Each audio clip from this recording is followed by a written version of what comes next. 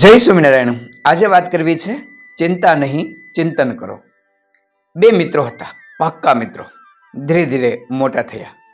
ત્યારે બીજો મિત્ર છે એ પેલા મિત્રને હંમેશા નાનપણથી જોતો આવ્યો હતો કે આ મિત્ર હંમેશા એના ચહેરા ઉપર કળશ લેવો હોય, સતત ચિંતા કરતો હોય, ઉદાસ જેવો ચહેરો લાગે અને છતાં પણ તેમને સફળતા મળે અને હંમેશા આગળ હોય. એ ભણવાથી માંડીને આજ બિઝનેસ આજે મોટો થયો છે ત્યારે દરેક ક્ષેત્રની અંદર એ સફળ થયો છે. પરંતુ જ્યારે હું જોઉં ત્યારે એ ચિંતા કરતો હોય ને એવો બેઠો હોય.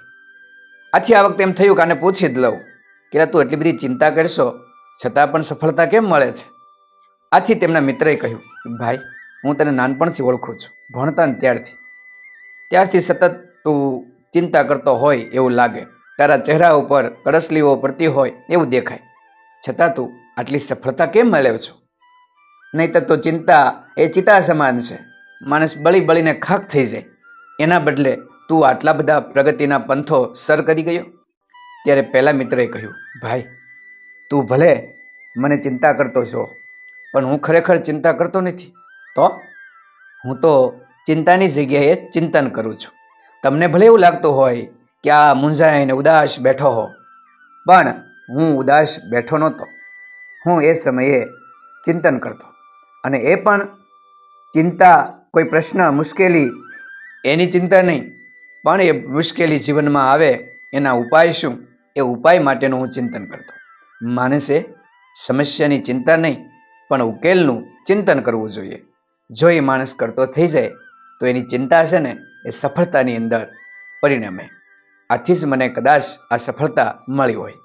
બીજો મિત્ર એ પેલા મિત્રને જોતો જ રહી ગયો. તો ગજબનો છે. અત્યાર લગન હું ચિંતાળું એને સમજતો હતો કે આ સતત ચિંતા કરે, એક દિવસ વહેલો આવશે તો આ આમનામ રહેશે તો કેમ જીવશે? પણ ખરેખર એ ચિંતા નહીં પણ ચિંતન હતું, એટલા જ માટે તેમને સફળતા મળી હતી. બીજો મિત્ર પહેલા મિત્રને ભેટી પડ્યો અને બંને મિત્રો એકબીજાને વળગી પડ્યા અને શીખવા પણ મળ્યું કે ચિંતા નહીં ચિંતન કરો. પ્રશ્નની ચિંતા નહીં પણ જવાબ એના ઉકેલનું ચિંતન કરો તો જીવનમાં રહેલી કોઈ પણ સમસ્યા માણસની ઉકેલી જશે. આ મિત્રોની નાની એવી વાત પણ આપણા જીવનને ઉપયોગી થઈ શકતી હોય છે. પરંતુ આપણે મોટા ભાગે ચિંતા જ કરીએ છીએ. આ નથી, પેલું નથી, આમ થશે તો પેલું કેમ થશે?